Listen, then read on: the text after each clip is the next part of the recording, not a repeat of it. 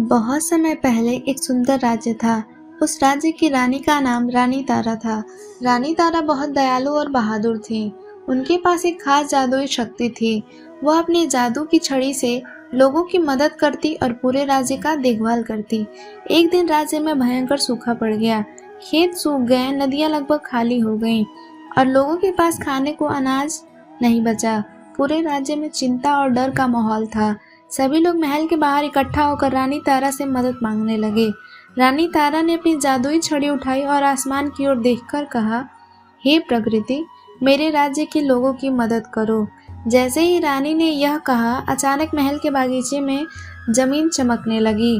कुछ ही पलों में वहां एक जादुई पेड़ उगाया। उस पेड़ पर सोने जैसे चमकते फल लगे।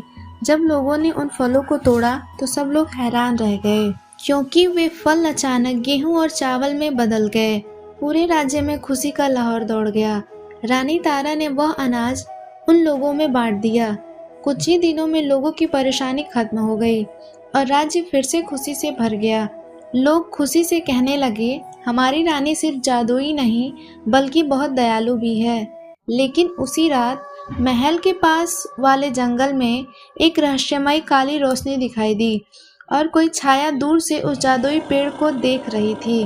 वह धीरे से बोली, तो यही है वह जादुई पेड़ जिसकी मुझे तलाश थी। अब सवाल यह है, वह रहस्यमयी छाया कौन थी और क्या वह जादुई पेड़ को नुकसान पहुंचाएगी? आगे की कहानी जानने के लिए हमारा पार्ट 2 जरूर देखें।